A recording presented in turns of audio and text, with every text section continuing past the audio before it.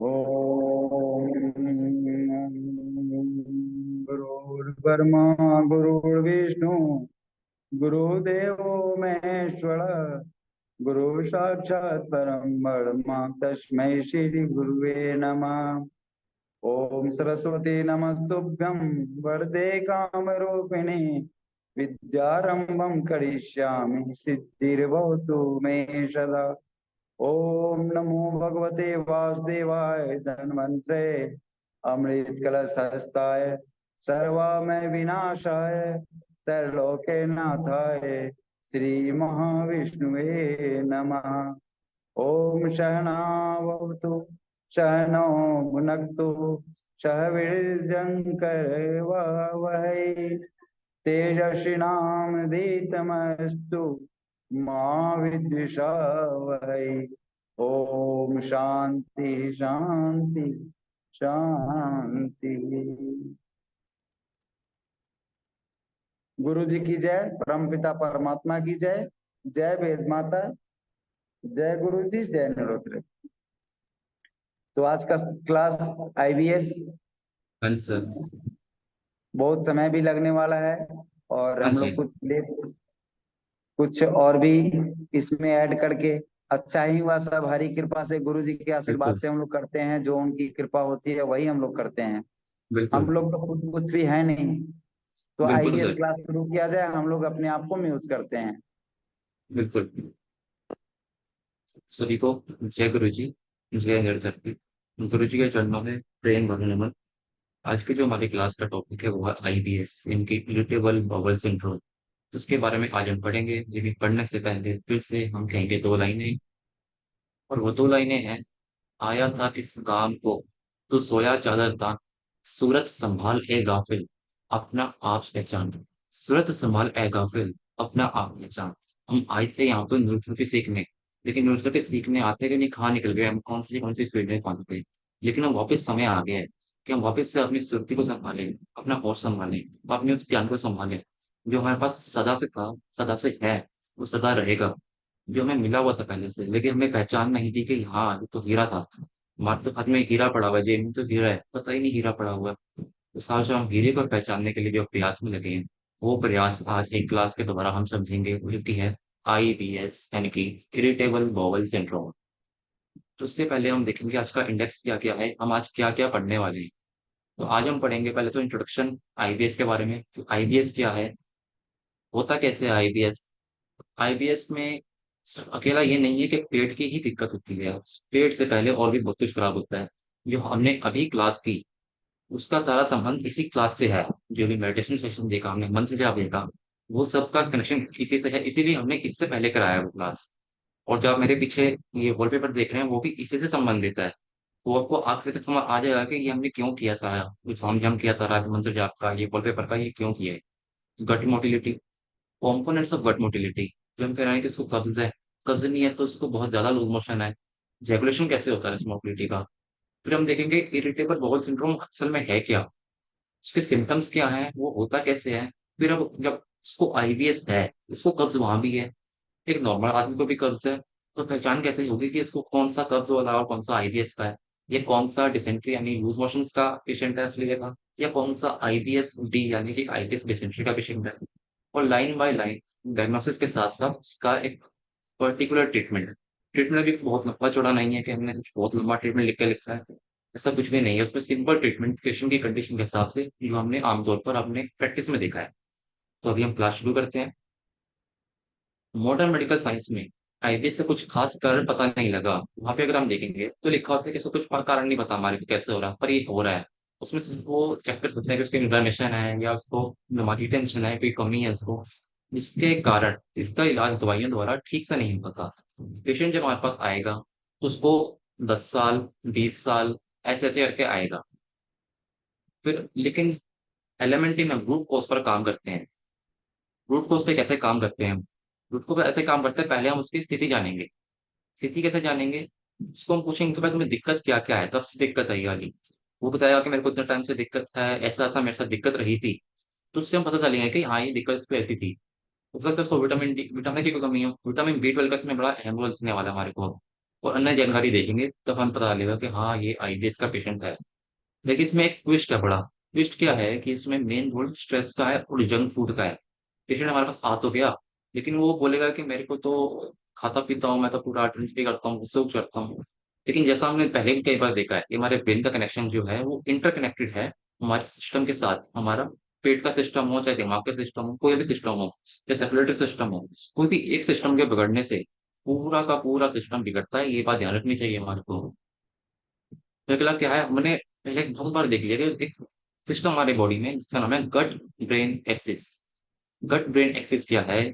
वो होता है कि हमारा जो पेट है वहां पे भी न्यूरॉन्स है, दिमाग है वहां पे भी न्यूरॉन्स है। तो गट ब्रेन एक्सिस है वाई डायरेक्शनल कम्युनिकेशन, यानी कि यहाँ से ही बातचीत हो रही है, इसने मैसेज भेजा यहाँ गया, इसने मैसेज भेजा यहाँ गया। इनका इंटरेक्शन आपस में होता है। अगर यहाँ दिक्कत है, इसको यहाँ दिक्कत लग रही है, तो इसको ऊपर तक बताएगा कि यहाँ पे कोई दिक्कत है। और अगर दिमाग में कोई दिक्कत होगी तो पेट खराब हो जाएगा। सेरोटोनिन प्रोडक्शन इसमें मेन रोल है, क्योंकि हमारे ईएनएस में सेरोटोनिन बनता है।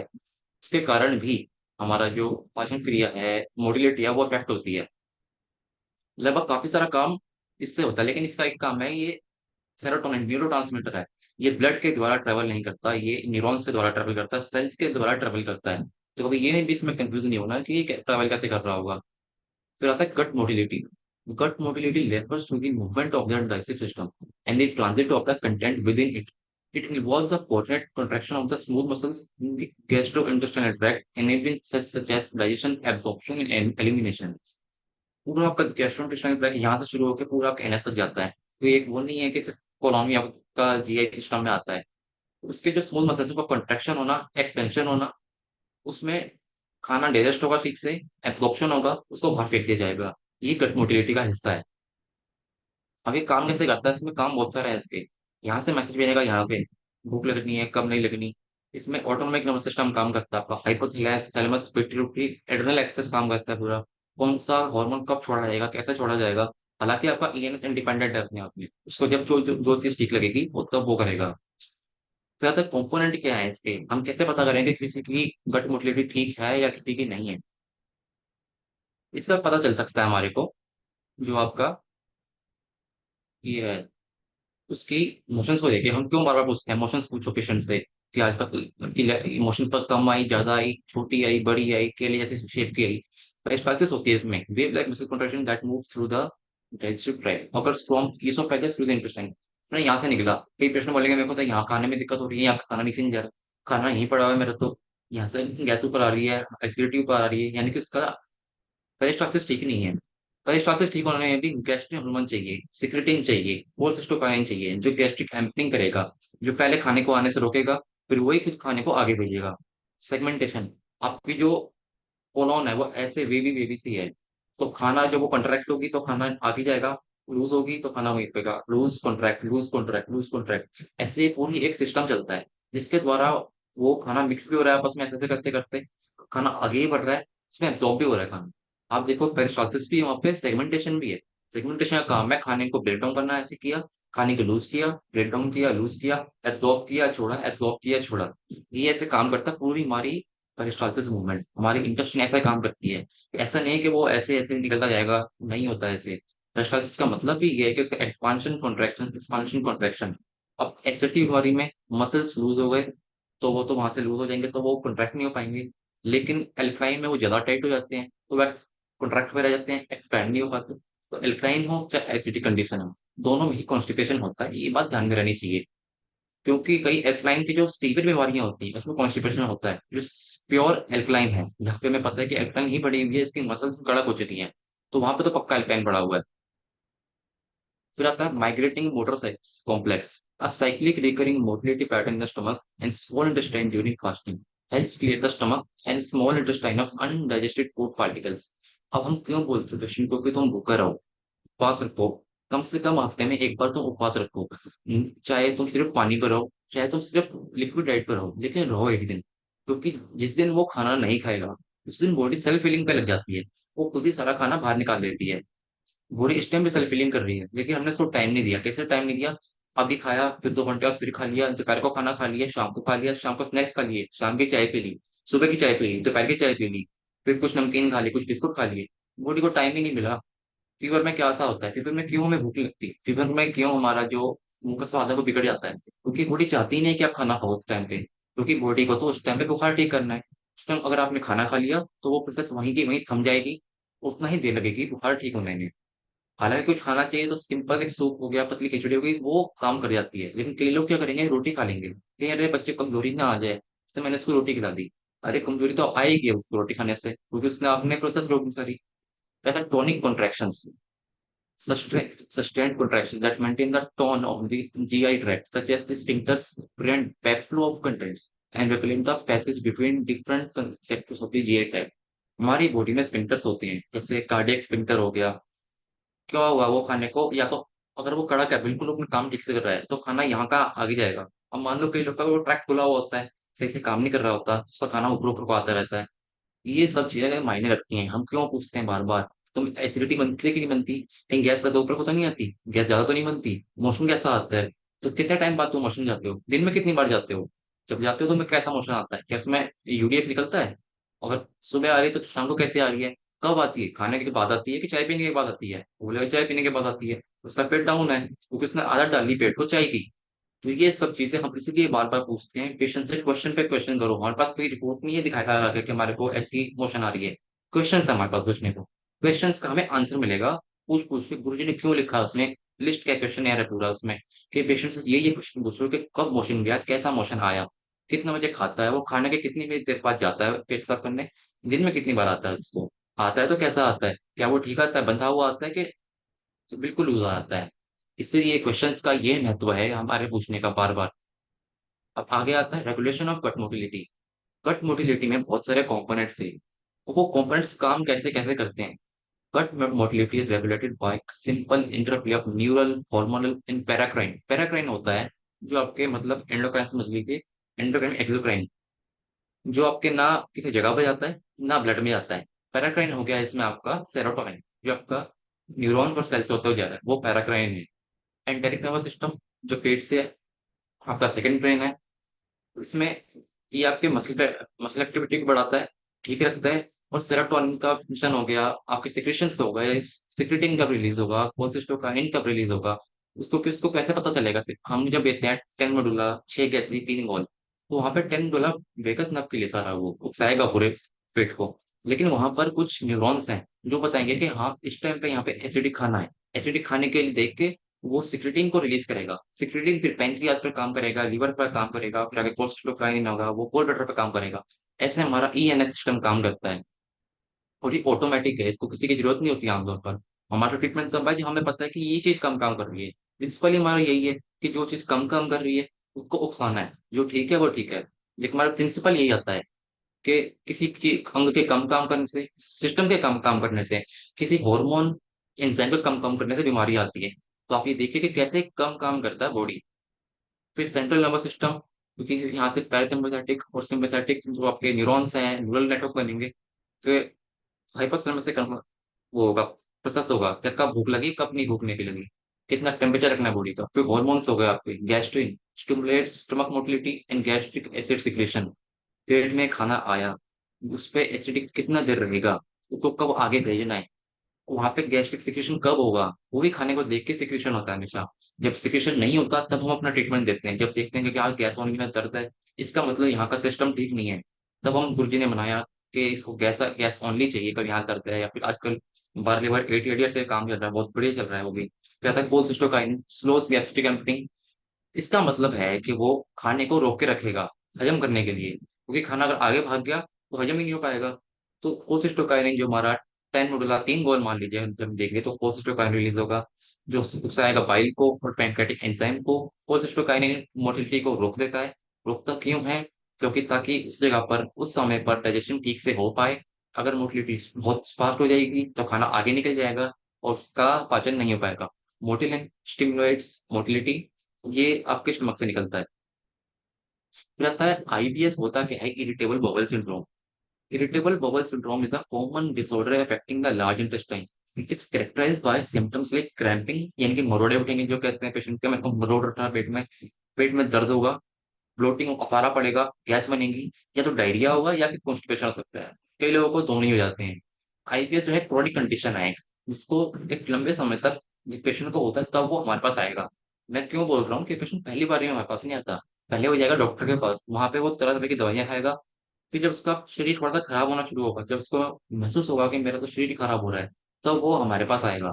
तो 3 तरीके के डायबिटीज आईबीएस यहाँ पर हम देखते हैं। एक होता है प्रीडोमिनेंट सिम्टम्स इंक्लूडिंग हार्ड और लंपी स्टूल, जो कि आईबीएस सी यानी कॉन्स्टिपेशन में आ गया। फिर आईबीएस डी यानी कि इससे लूज स्टूल होगा, ये डायरिया लगा होगा, फिर पानी की तरह स्टूल आएगा। और एक होता है मिक्स, जिसमें दोनों ही होते हैं।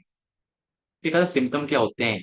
इसमें होगा पेट में दर्द होगा, मरोड़ उठेगा, और इससे आपकी जो बॉवल मूवमेंट है वो ऐसा लगता है कुछ अंदर कॉन्ट्रैक्ट हो रहा है, फिर एक्सपेंड हो गया उसको, मतलब पकड़ के बैठ जाएगा पेट, ऐसा होगा। बाउल मूवमेंट यानी कि पेट तो अभी साफ हो रहा था, लेकिन अब तो वो शाम को होने लग गया। Changes in how open you है बाउल मूवमेंट, यानी कि मान लीजिए अगर आपका पेट रात को साफ होता है तो रात को ना होकर सुबह हो जाएगा, वो दोपहर को हो जाएगा, किसी भी टाइम हो जाएगा, 2 घंटे लेट हो जाएगा उससे। ब्लोटिंग अफारा पड़ेगा, गैस बनेगी, और म्यूकस इन द स्टूल आएगा। कि आप समझिए कि स्टूल में म्यूकस आएगा, ये इसका सिम्टम अच्छा है, क्योंकि ये हमारा दिखाता है कि म्यूकस में दिक्कत है, और म्यूकस इसी जगह पे आता है। जब हम वो दर्द देखेंगे तो हमें पता चलेगा इन्फ्लेमेशन की ही दिक्कत आ रही है इसको। इसके कॉजेज क्या क्या होते हैं, यहाँ पे भी लिखा हुआ है कि इसके कॉज अननोन है, मेडिकली मानते हैं कि हमें पता नहीं किस वजह से हो रही है, लेकिन कई कारण हो सकते हैं जो इसको अफेक्ट करें, जो उसको दिक्कत में मदद दे रहे हैं। मसल कॉन्ट्रैक्शन दी इंटेस्टाइन, जिससे स्ट्रॉन्गर और प्रोलॉन्ग कॉन्ट्रैक्शन, यानी कि आपको बहुत दिनों तक या तो डायरिया रहा हो या बहुत दिनों तक आपको कब्ज रही हो, गैस रही हो, इसके कारण आपको जो फूड पैसेज है फूड पैसेज जब कम होगी तो भी हो सकता है आपको, जब कोई एक सिम्टम आपको लगातार रहा हो, मान लो डायरिया आपको बहुत दिन तक रह गया, तो भी दिक्कत हो सकती है। नर्वस सिस्टम की दिक्कत हो सकती है, बहुत स्ट्रेस में रहे, बहुत ज्यादा स्ट्रेस हो गया आपका, फ्लाइट एंड फाइट वाली सिचुएशन में रहे बहुत लंबे टाइम तक। जिस किसी को बहुत गुस्सा आया, वो गुस्से में ही हफ्ता रह गया, 2 हफ्ता रह गया, उदास रहा तो उदासी में रह गया, उससे भी दिक्कत आएगी। इन्फ्लामेशन इन द इंटेस्टाइन, या तो हर किसी को है, हो सकता है किसी को ऑटोइम्यून भी हो। और अगला हो सकता है आपका इन्फेक्शन हुआ हो कभी। IBS can develop after a severe bout of diarrhoea, यानी कि अगर पेट में अगर इन्फेक्शन होगा तब भी दिक्कत आ जाएगी। चेंज इन गट माइक्रोबायोटा, भी गट माइक्रोबायोटा क्या होता है, हमारे पेट में बैक्टीरिया होते हैं अलग अलग तरीके के, उसको हम कहते हैं गुड बैक्टीरिया, बैड बैक्टीरिया। उसके लिए हम कुछ सप्लीमेंट्स भी आते हैं लेने के लिए, कि हम जो गोलियां भी आती हैं आजकल, या फिर सबसे बढ़िया हमारे पास है दही। कई लोग क्या करते हैं, कोरोन क्लींजिंग नाम की कोई थेरेपी होती है, उसमें वो कुछ वो खाते हैं, ऐसा मिक्सचर खाते हैं, इससे उनका पेट बिल्कुल साफ हो जाता है। लेकिन उस पेट के साफ होने से आपका जो माइक्रोबायोटा है, जो पेट के बैक्टीरिया हैं वो भी खत्म हो जाते हैं। आपके जो लूज मोशंस होते हैं उसमें जब पानी ज्यादा टाइम जाएगा, तो आपके गट का जो माइक्रोबायोटा है, जो आपके जो माइक्रोब्स है, उसको असर पड़ता है। अब उसमें खतरा किस किस को है, एज इसकी आजकल आप देखेंगे तो बच्चों को ज्यादा हो रहा है, क्योंकि वो हमने पहले बताया कि रात रात भर पढ़ना, बहुत ज्यादा स्ट्रेस लेना, और सोना भी ना रात को 2 बजे सो रहे हैं, 3 बजे सो रहे हैं, 3 से 4 घंटे की नींद ले रहे हैं, उनको ही दिक्कत हो सकती है। फीमेल्स में हो सकती है क्योंकि उनको हार्मोनल दिक्कत ज्यादा रहती है। किसी की फैमिली हिस्ट्री रही हो कभी, उसको हो सकता है। मेंटल हेल्थ, जैसा अभी हमने देखा, एंजाइटी, फ्यूचर के बारे में सोचना, डिप्रेशन, पास्ट के बारे में सोचना, ये दो जो तस्वीर रखी है वो यही दिखा रही हैं कि उसके माइंड को फ्री करना है, उसके जो थॉट्स जो कैद थे अंदर, चिड़िया जो कैद थी, उन थॉट्स को फ्री करने से ही इस बारे में जल्दी आराम मिलेगा। अब आता है, या फिर किसी को कोई हिस्ट्री रही हो कभी, कोई एग्रेसिव किया, लाइक किसी मार के, ये लड़ने की, लड़ाई की कोई रिश्ते रही हो, उससे उसका मानसिक तनाव हिल गया हो, बिल्कुल मानसिक स्थिति हिल गई हो, उसको दिक्कत हो सकती है ऐसी। अब पता कैसे चलेगा कि किसको कॉन्स्टिपेशन है, किसको आईबीएस है? दोनों में ही तो कब्ज हो रखी है, दोनों में उसका पेट साफ नहीं हो रहा, दोनों में इसको लैट्रिन सख्त आ रही है। इसमें डिफरेंस क्या क्या है? डिफरेंस ये है कि कॉन्स्टिपेशन क्या है। कॉन्स्टिपेशन गुरुजी ने बोला है रोगों की माता है, और ये एक सिम्टम है बड़ी बीमारी का। लेकिन आमतौर पर जो लोगों को कब्ज होती है, वो तो कुछ दिन तक रहेगी, या हफ्ता रह ली, 2 हफ्ता रह ली, 3 हफ्ता रह ली, और वो कुछ आपने परहेज किया, कुछ दवाई ले ली तो उससे ठीक हो जाएगा, तो वो सिंपल कब्ज है आपकी। इसमें सिम्टम्स क्या होते हैं इसके? कभी मोशन आया, कभी नहीं आया, ड्राई हार्ड स्टूल्स होना, और स्टेनिंग मतलब पेट में हल्का सा कभी खिंचाव पड़ गया, मतलब पेट साफ करते तब दिक्कत हो गई, या फिर लगा कि पेट बिल्कुल भी साफ नहीं हुआ है, मजा सा नहीं आया मेरे को अभी तक, या फिर अजीब सा लगना बॉडी में, या फिर ब्लोटिंग होते रहना। ये होता क्यों है? या तो आपका जो डाइट है उसमें मैदा बहुत है, पानी कम पी रहे हैं आप, एसिडोसिस, लैक और फिजिकल एक्टिविटी, क्योंकि आपको जो इंटेस्टाइन है ये स्ट्रेचिंग से भी एक्टिवेट होती है आपकी इंटेस्टाइन। आप स्ट्रेच करेंगे ऐसे करके, जो स्ट्रेचिंग करते हैं उससे भी एक्टिवेट होती है, इसलिए लोगों को योगा योगा करने से भी पेट साफ होता है। मेडिकेशन ली हो आपने, उससे हो गई हो। जैसे किसी ने लिखा था अभी कि मेरे को, जब पेशेंट दवाई लेता है गले की, उसको दवाई लेने के बाद पेट साफ नहीं होता, मेडिकेशन से भी हो सकता है। उसने बहुत लंबे दिन चूर्ण खाए हैं, उसको भी हो सकती है दिक्कत ये वाली कॉन्स्टिपेशन की। ये भी कई बार जो गुरुजी ने बोला है कि कॉन्स्टिपेशन हाइपोथायराइडम की दिक्कत भी है, इसके लिए हम फोर्थ थायराइड देते हैं लोगों को।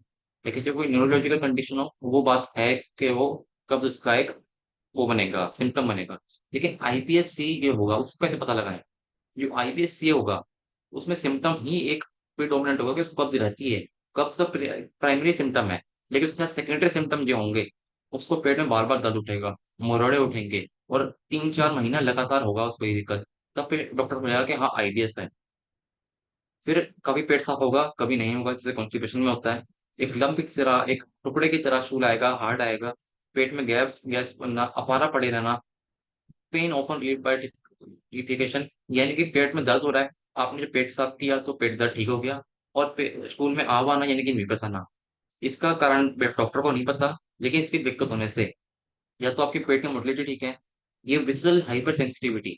ये विसरल हाइपर सेंसिटिविटी क्या होती है कि आपकी जो पेट में जो तरंगे होती हैं दर्द को ले जाने वाली, या तो वो बहुत हाइपर एक्टिव हो गई हैं, जैसे हल्का सा दर्द भी आपको तेज पता लग रहा है।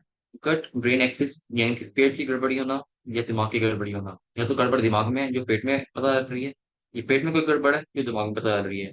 ये चीज गट बायो माइक्रोबायोटा वो हमने अभी देखा। इसमें मेन सिम्टम हम कैसे पता लगाएं? इसमें पेन से पता लगेगा कि उसको पेन जो होगा वो हमेशा बना रहेगा। पेन एक हॉलमार्क सिम्टम है, यानी कि इसको पेन होएगा ही होएगा। उसको पेन के साथ पेट साफ होगा। लेकिन यही पेन कॉन्स्टिपेशन में नहीं होता आमतौर पर। हो सकता है इसको आज दर्द है गैस का, लेकिन कल नहीं होगा जब गैस पास होगी। लेकिन आईबीएस में ये पेन बना रहता है। इससे हम पता कर सकते हैं कि ये आईबीएस है कि सिर्फ कॉन्स्टिपेशन है सिंपल। कई बार होगा पेशेंट को सिंपल कॉन्स्टिपेशन भी होगी, लगे हम समझे कि ये आईबीएस है। उस चीज को पता लगाना आना चाहिए। फिर बढ़ेगा कैसे? आईपीएस बढ़ेगा स्ट्रेस लेने से कि आज मैंने काम बहुत कर लिया, बॉस ने मेरे को कह दिया, बीवी ने मेरे को कुछ बोल दिया, ये कुछ खा लिया, आपने खट्टा खा लिया, मिर्च वाला खा लिया, उससे दिक्कत आ गई, कोई हार्मोनल चेंज हो गया इस लेडीज में। लेकिन कॉन्स्टिपेशन का इनसे कोई लेना देना नहीं है। कॉन्स्टिपेशन आपके डाइटरी और लाइफस्टाइल हैबिट की वजह से इफेक्ट होती है। इसका आपको ध्यान रखना है, अपने क्वेश्चनेयर में ये पूछना है कि दर्द होता है कि नहीं होता, मरोड़े उठते कि नहीं उठते हैं। जिसको लंबे टाइम से हो सकता है दिक्कत ये, तो उसको हमें पक्का पता चलेगा कि ये आईबीएस ही है। फिर आता है आईबीएस डी, यानी कि आईबीएस डिसेंट्री। और सिंपल डिसेंट्री में फर्क क्या क्या है? डिसेंट्री जो होगा वो एक सिंपल है कि 3-4 दिन रहा, आप कुछ खा लिया, आपने कोई बैक्टीरिया आ गया पेट में तो वो निकल जाएगा अपने आप। लेकिन डिसेंट्री को वैसे नॉर्मल क्या होती है, पेट में इन्फेक्शन हो गया, कुछ खा लिया, फूड पॉइजनिंग हो गई, उससे जो लूज हो जाएंगे मोशंस, इसमें कभी ब्लड भी आ जाएगा, कभी म्यूकस भी आ जाएगा। उसमें कोई ऐसी दिक्कत वाली बात नहीं होती। कोशिश क्या होता है, इसके बैक्टीरियल इन्फेक्शन हो गया, पैरासिटिक इन्फेक्शन हो गया, फूड पॉइजनिंग हो गई, जो शरीर का एक प्रोसेस है, डिफेंस मैकेनिज्म है, उसको बाहर निकालना है सिर्फ उसको। डिसेंट्री सिर्फ इतना ही है कि उसको जो पेट में बैक्टीरिया है उसको किसी तरीके से बाहर निकालना है, तो वो इसका सहारा लेता है। सिम्टम्स क्या होंगे? सीवियर डायरिया, यानी कि लगे रहेंगे इसको मोशंस, ब्लड भी आ सकता है, म्यूकस भी हो सकता है, क्रैम्पिंग, पेट में रोड उठाएंगे, बुखार भी आ सकता है। इसमें आईबीएस में बुखार नहीं आएगा, उसको नोजिया वोमिटिंग भी होगी। उससे तो पक्का पता चल जाएगा कि हाँ ये डायसेंट्री है, ये लूज मोशन से सिंपल लूज मोशन है। और इतना जब पानी निकलेगा तो पेट में, बॉडी में डिहाइड्रेशन हो जाएगा, एसिड के सिम्टम दिखेंगे आपको। डायग्नोसिस क्या होगा वो उनका अलग है कि वो कुछ ये पैथोलॉजी से इनका जांच करते हैं। लेकिन आईबीएस डी क्या होगा? उसमें आपको प्री डोमिनेंट सिम्टम जो होगा वो होगा आपका डायसेंट्री, लूज मोशन। इसका कॉज एक्सेप्ट उनको भी नहीं पता, लेकिन हम कहते हैं कि ये सिर्फ स्ट्रेस की वजह से हुआ है, आपकी दिमागी दिक्कतों की वजह से हुआ है, और आपका जो डिस्टर्बेंस है आपकी लाइफ उससे हुआ है ये।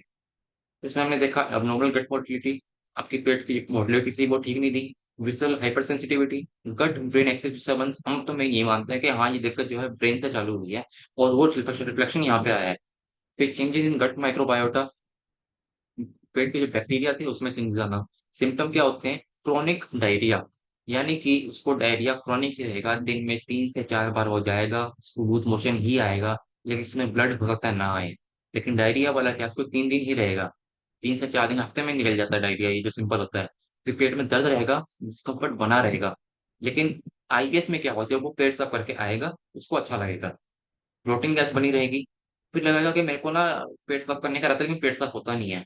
लगा रहता है कि हाँ अब पेट साफ होगा, अब पेट साफ होगा, लेकिन पेट साफ ही नहीं होता। फिर जो उनका मोशन होता है उसमें म्यूकस आता है, ये एक डोमिनेंट सिम्टम बनता जा रहा है कि उसको म्यूकस आना, पेट में दर्द बना रहना, और वो दर्द जब वो पेट साफ करता है तब वो शांत होना।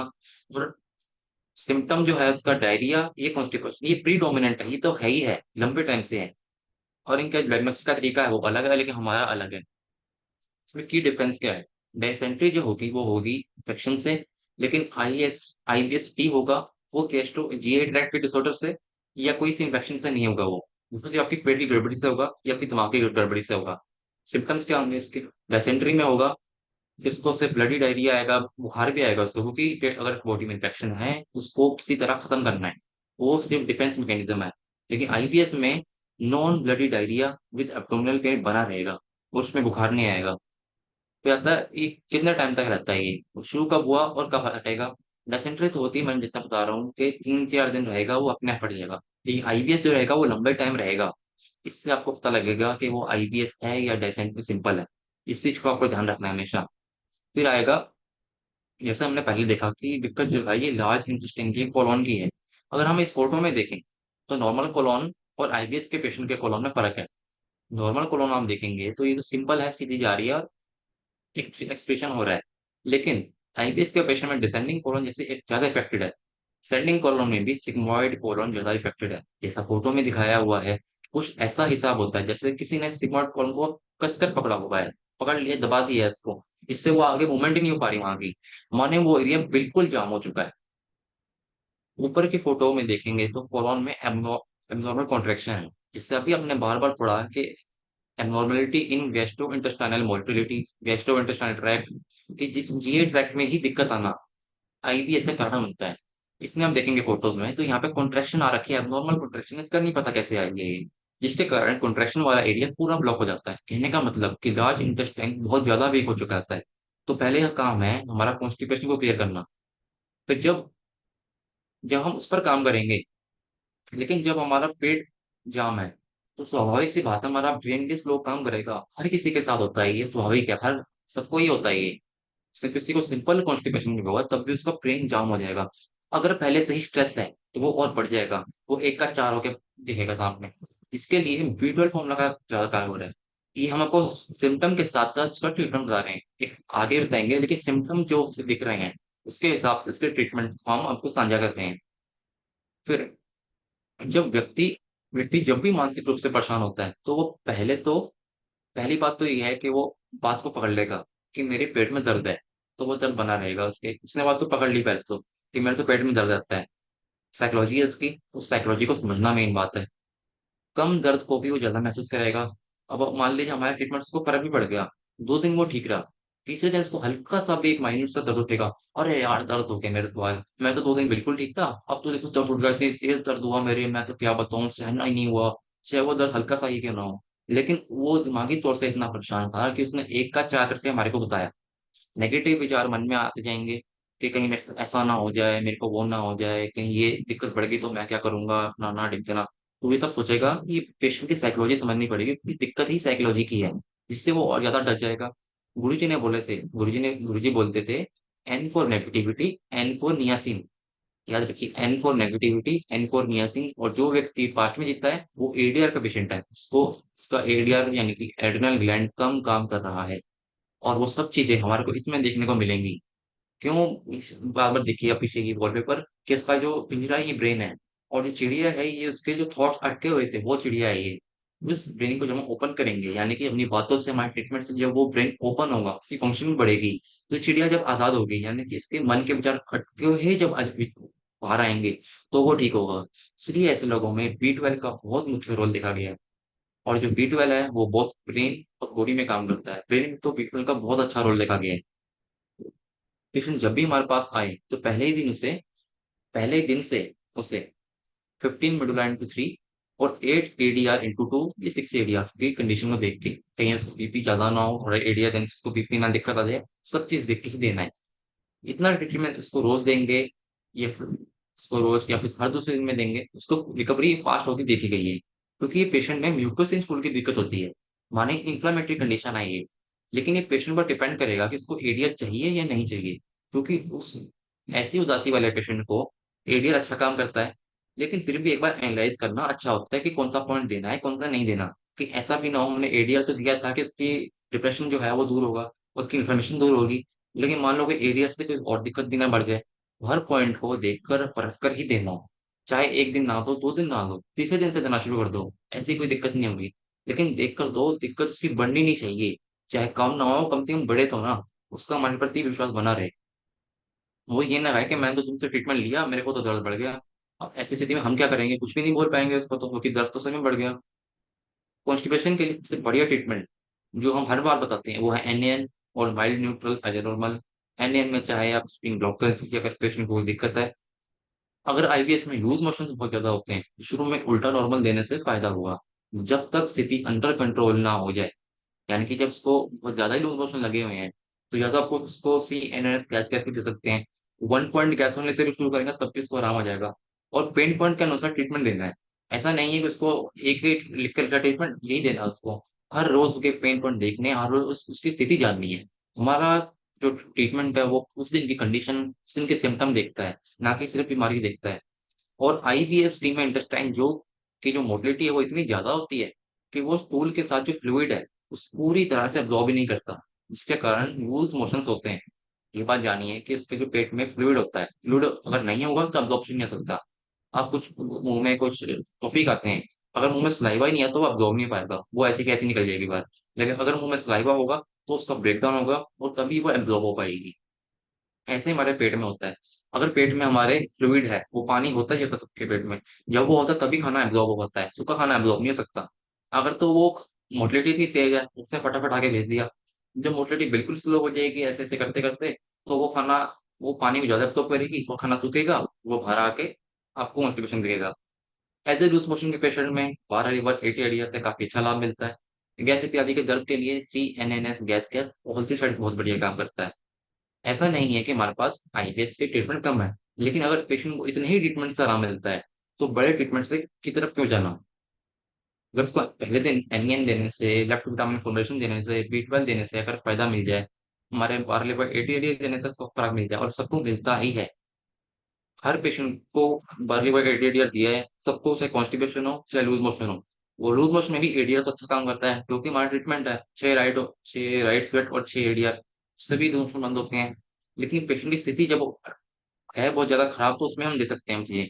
लेकिन अगर अंडर कंट्रोल में है हमारे, तो हमें शुरू में उस दिन उल्टा नॉर्मल देके फिर एन से शुरू कर देना चाहिए। N N B twelve left vitamin formation, बार्लेवर 8 ADR, इतने ट्रीटमेंट से उसको फर्क मिल जाएगा। और उसकी डाइट ठीक करिए, उसका मानसिक तनाव पे काम करिए, उसको बैठाइए, काउंसलिंग कीजिए, इसी से वो ठीक होने वाला है। सिर्फ ट्रीटमेंट से हमारा फर्क तो पड़ेगा, लेकिन इसकी जो रूट कोज है उसको जानना जरूरी है। तो आशा है कि आपको समझ आया होगा आईपीएस का चैप्टर। इसमें बहुत ज्यादा लंबा चौड़ा ट्रीटमेंट देने की जरूरत नहीं होती। आमतौर पर पेशेंट इन्हीं सब ट्रीटमेंट से ठीक होगा, बशर्ते हमारा डायग्नोसिस सही हो। जो हमने इतनी सारी बात की अभी, इतनी सारे हमने कंडीशन देखे कि ये इसमें इलेक्ट्रिक इंटरनेट सिस्टम काम करता है, सीएनएस काम करता है, आपका हॉर्मोन्स काम करते हैं, उनकी हॉर्मोन्स कब निकलने हैं कब नहीं निकलने हैं, उसका कार्य ठीक होना चाहिए। सारा जो बेस्ड है वो गुरु जी के प्रिंसिपल्स पर ही बेस्ड है कि कौन सा केमिकल कब निकला, कब नहीं निकला। अगर वो निकला, क्या वो अपनी जगह पर पहुंचा, अगर वो जगह पर नहीं पहुंचा, वहां की ब्लॉकेज है, ब्लॉकेज को खत्म करनी है। इसलिए हम हर बार बंदे को बोलते हैं, पेशेंट को बोलते हैं कि 2 पानी दो ब्लॉकेज खत्म करो। वो सारा ट्रीटमेंट जो है हमारा वो सब गुरु जी के प्रिंसिपल्स पर ही बेस्ड है कि हम कोल्ड ट्रीटमेंट कब देंगे, एन कब देंगे, हम वेटरनरी कॉल कब देना है, कब स्थिति हमें मिली वो वाली कि उसको ये दिक्कत थी उसमें नहीं आराम मिल रहा, तो हो सकता है ये इसको यहाँ ब्लॉकेज हो, तो हमने वो ट्रीटमेंट दिया। इसीलिए हमारा ट्रीटमेंट सारा फिजियोलॉजी पर बेस्ड है, और सारा गुरु जी के प्रिंसिपल जो है, बेसिक प्रिंसिपल, उसी पर ही बेस्ड है। उसी को अगर हम देखें कि कौन सा केमिकल इसका निकल रहा, कौन सा सिस्टम खराब है इसका, इसके दर्द कहाँ पे है पेट में, क्या वहां पे, क्योंकि अगर पेट में आप दर्द देखेंगे पेट में, वहां पे तीन चार चीजें मिलती हैं, लीवर भी है यहाँ पे, इंटेस्टाइन भी है यहाँ पे, लार्ज इंटेस्टाइन भी यहाँ पे है। तो कौन सी चीज में दिक्कत है, वो पेशेंट कंडीशन बताएगी। इसी के साथ अपनी वाणी को विराम देते हुए आशा है आपको ये टॉपिक जो है, एक कोई बहुत हार्ड एंड फास्ट रूल नहीं है, इसमें कोई बहुत बड़ी बीमारी भी नहीं है। बेशर्ते आपको सिर्फ उसका लॉजिक समझ आ जाए कि ये दिक्कत हुई क्यों है।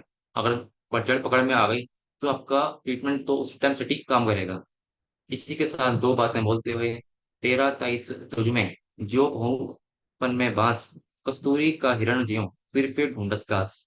कबीर साहब फरमाते हैं कि कस्तूरी कुंडल बसे, तेरे अंदर ही कस्तूरी है, तू क्यों बाहर ढूंढ रहे हैं थे। आपके पास ही सब कुछ है, आपके पास गुरु जी का ज्ञान है, उस ज्ञान को पहचानो, उसको अमल में लाओ। उस ज्ञान को अमल में लाने से आपको भटकना नहीं पड़ेगा कहीं भी, आप जहाँ बैठे हो वहीं पे काम बन जाएंगे सारे। आपको सिर्फ ढूंढना है, मनन चिंतन करना है, खोज जारी रखनी है। लेकिन खोजना कहाँ है, अपने अंदर ही ढूंढना है, क्योंकि गुरु जी हमारे अंदर ही हैं, अभी भी अंदर हैं, वही बुलवा रहे हैं, वही सब कुछ कर रहे हैं। इसी के साथ अपनी वाणी को विराम देते हुए जय गुरु जी, जय न्यूरोथेरेपी। आशा है आपको समझ आया होगा। सबका धन्यवाद। सबका धन्यवाद। जो हमने अभी क्लास की थी पीछे, वो इसी से रिलेटेड है, इसलिए वो आईबीएस से पहले ही की है, वरना हम पहले कभी भी कर देते। लेकिन उसका संबंध इसी क्लास से है। वो क्लास दोनों कंबाइंड ही मानी है आप, कि दोनों आपस में कंबाइंड है और आपस में दोनों का कनेक्शन है कुछ, इसलिए वो अब हुई है। उससे आपको क्लास सीखना पड़ेगा वहां से कुछ ना कुछ तो। इसी के साथ अपनी वाणी को विराम देते हुए जय गुरु जी, जय न्यूरोथेरेपी। न्यूरोथेरेपी, सबका धन्यवाद। धन्यवाद। धन्यवाद। समझ आया किसी को कि क्या चाहिए? क्यों हमने इतना तामझाम किया पीछे भी इतनी देर से? वो सब कुछ वो समझ में आया। का, वो सब कुछ से रिलेटेड था, सब कुछ। अगर इतनी बात अगर आपको समझ आ जाए कि हमने जो मानसिक तनाव से क्या क्या हो सकता है, तो आपको पेशेंट को ठीक करने में दिक्कत नहीं आएगी, चाहे पेशेंट कितना भी अड़ियल क्यों ना हो। समझना तो उसको पड़ेगा, अड़ियल से अड़ियल पेशेंट भी बीमारी आने पर ढीला पड़ जाता है, इतना तो हमने भी देखा कभी बार। कि चाहे वो जितना भी फौजी मिलने को कि मैं तो बहुत सुरमा टाइप का हूँ, लेकिन ये बीमारी घेरती है आके, तो वो भी डाउन पड़ जाता है। इसलिए उसको पहले ही समझाओ कि तुम्हें इतना नहीं करना, नाम भगवान के नाम का जाप करो, कुछ तो करो तुम। इतना करने से ही तुम ठीक हो सकते हो। तुम काम झामे पड़ रहे हो, क्यों तुम चक्कर लगा रहे हो जगह जगह पे जाके? तो इन चीजों को समझिए, तो पेशेंट को ठीक करने के होलिस्टिक तरीके ढूंढिए। सिर्फ दवाई ही सब कुछ नहीं है, आपकी वाणी में ताकत है बहुत, वाणी को पहचानो अपनी। पेशेंट ऐसे ही तुम्हारे पास नहीं आ रहा, वो पेशेंट कुछ देख के ही आ रहा है आपके पास। पेशेंट जब 20-20 लोगों की भीड़ लगी रहती है, कुछ तो देख के आ रहा है वो, कुछ तो दम है आपके पास। उस जो आपकी वाणी में दम है ना, उसको सही जगह पे लगाइए आप। एक बार फिर तुम बोलोगे पेशेंट को जा तू ठीक हो जाएगा, ऐसे ही वो वहीं पे आता ठीक हो जाएगा। वो विश्वास चाहिए आपको। सिर्फ विश्वास उसमें डाल दिया एक बार तो वो ठीक है। तो सर विपिन सर हैं भी यहाँ पे? नहीं तो हम अभी डाउट एंड क्लैरिफिकेशन सेशन शुरू करते हैं थोड़ी देर में। कोई नहीं, हम शुरू कर लेते हैं इतने में, विपिन सर आ जाएंगे अभी। नीरज सर आप हैं यहाँ पे? नीरज सर, हम्म, शुरू कर देते हैं इतने में।